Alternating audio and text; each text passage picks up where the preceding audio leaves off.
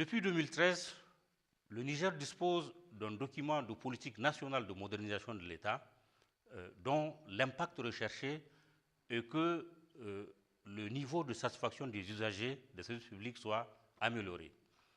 Et pour que ce changement qualitatif soit une réalité, il faut que les rapports entre l'État, qui est producteur de services publics, d'une part, et les usagers qui en sont utilisateurs, d'autre part, donc il faut que ce rapport soit des plus aisés.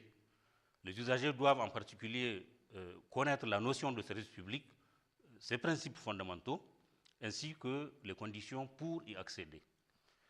Le service public désigne tout bien ou prestation de services assurés par l'État ou un de ses démembrements, notamment les collectivités territoriales ou les établissements publics, ou sous leur contrôle, n'est-ce pas, en vue de satisfaire un besoin d'intérêt général.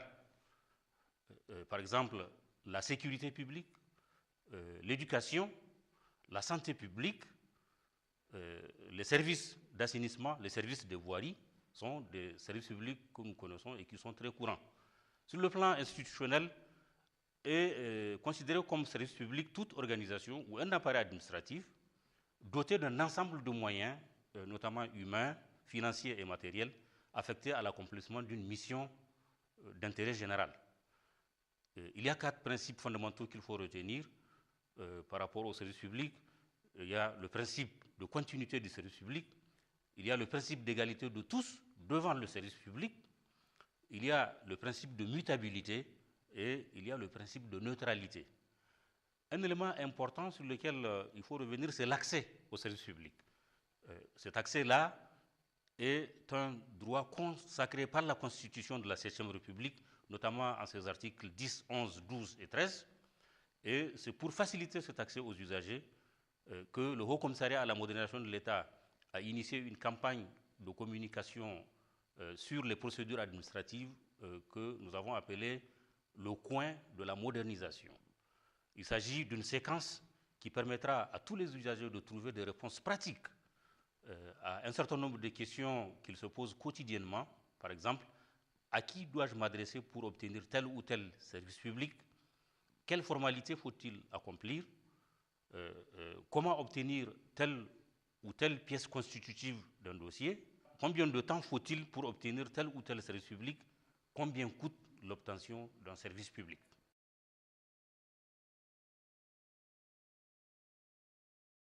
Aujourd'hui, nous avons l'honneur de vous présenter la procédure d'obtention d'une distinction honorifique appelée médaille d'honneur du travail. En introduction, on peut dire que la médaille d'honneur du travail est une distinction honorifique instituée par le décret 67-126 MFPT du 7 septembre 1967 portant partie réglementaire du Code du travail de la République du Niger, ainsi que le décret 91-008 Chancellerie du 28 janvier 1991 portant réorganisation des ordres nationaux du Niger. Elle est destinée à récompenser les travailleurs définis à l'article 2 du dit Code, qui sont distingués par leurs bons et loyaux services chez un ou plusieurs employeurs. Les personnes ayant fait preuve d'initiative pour l'amélioration de la production ou des conditions de travail. En outre, elle est destinée à reconnaître et à faire reconnaître le mérite du travailleur dont la manière de servir donne satisfaction au regard des conditions prévues par les textes en vigueur. Peuvent obtenir la médaille d'honneur du travail les travailleurs, qu'ils soient ou non de nationalité nigérienne, travaillant sur le territoire de la République du Niger. Les travailleurs résidant et travaillant à l'étranger chez un employeur nigérien ou dans une succursale, agence ou filiale d'une entreprise dont le siège social est au Niger. À titre exceptionnel et sous réserve qu'ils remplissent également les conditions d'ancienneté de service prévues ci-après, les travailleurs nigériens résidant à l'étranger et travaillant dans d'autres établissements peuvent obtenir la médaille d'honneur du travail si leurs activités professionnelles ont particulièrement contribué au bon renom du Niger. La médaille d'honneur du travail peut être destinée à titre posthume, à condition que la demande ait été formulée dans les 2 ans suivant la date du décès, aux ouvriers et employés qui, au moment de leur décès, comptait le nombre d'années requises en application des textes en vigueur, sans condition de durée de service, aux ouvriers et employés victimes d'un accident mortel dans l'exercice de leur profession. La médaille d'honneur du travail peut être décernée également, sans condition de durée de service, aux mutilés de travail atteints d'une incapacité permanente de travail au moins égale à 75%.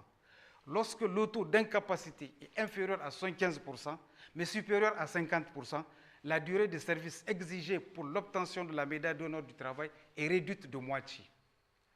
À tout cela, il faut noter qu'il existe des conditions de fond et de forme pour l'obtention de la médaille d'honneur du travail. Les conditions de fond d'attribution de la médaille d'honneur du travail sont circonscrites autour des critères suivants: la qualité, l'ancienneté, la qualité des services rendus, la moralité. Ainsi, pour être proposé à la médaille d'honneur du travail, il est nécessaire de satisfaire aux conditions suivantes: être âgé de 35 ans au moins, avoir au moins 15 ans d'ancienneté de service pour l'obtention de la médaille de bronze et 5 ans dans le grade antérieur pour l'argent, or et la grande or. Un mémoire de proposition dûment rempli par le travailleur, candidat ou son employeur, une attestation de service délivrée par l'employeur indiquant l'ancienneté de service, un casier judiciaire datant de moins de 3 mois. S'agissant des conditions de forme, la médaille d'honneur du travail comprend par ordre croissant les grades suivants: la médaille de bronze, la médaille d'argent, la médaille d'or, la grande médaille d'or. La demande d'attribution de la médaille d'honneur du travail est faite soit par le travailleur qui remplit les conditions exigées, soit par son employeur. Les mémoires de proposition sont adressés au ministre chargé du Travail. Les dossiers de candidature doivent parvenir avant le 1er janvier de chaque année au ministère chargé du Travail qui les transmet à la Grande Chancellerie des Ordres nationaux. Une commission chargée d'examiner les dossiers de candidature à la médaille d'honneur du travail est créée par arrêté du ministre chargé du Travail. Cette commission est composée des membres représentant l'administration, les organisations professionnelles d'employeurs et des travailleurs. Les nominations ont lieu le 1er mai de chaque année par décret du président de la République après avis de la commission créée au niveau de la Grande Chancellerie des Ordres nationaux du Niger. Au début de chaque année, la Grande Chancellerie des Ordres nationaux présente au chef de l'État, après avis du Conseil des Ordres, le contingent annuel des décorations déterminées selon un quota. En ce qui concerne la médaille d'honneur du travail, le nombre de titulaires de la médaille d'argent ne doit pas excéder 40% du nombre de titulaires de la médaille de bronze.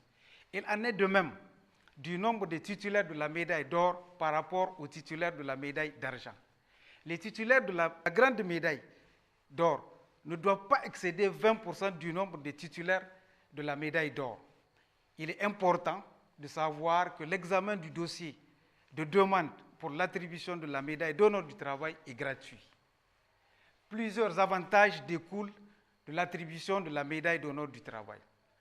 La décoration de chaque grade est assortie d'un brevet ou diplôme, d'une médaille pendante, d'un insigne de boutonnière, d'une barrette. Les titulaires de la médaille d'honneur du travail peuvent prétendre également à une gratification octroyée par l'employeur et le taux varie entre 80% et 100% du salaire brut selon les usages et pratiques des entreprises. Il est important de préciser que la médaille d'honneur du travail n'est ni une cooptation, encore moins une faveur. Elle est une distinction honorifique instituée par la loi et destinée à reconnaître et à faire reconnaître le mérite des travailleurs dont la manière de servir donne satisfaction au regard des conditions prévues par les textes en vigueur en la matière. Voilà, mesdames et messieurs, ce que je peux dire succinctement sur l'attribution de la médaille d'honneur du travail au Niger. Prochainement, nous allons vous présenter un autre type de distinction honorifique. Je vous remercie de votre attention.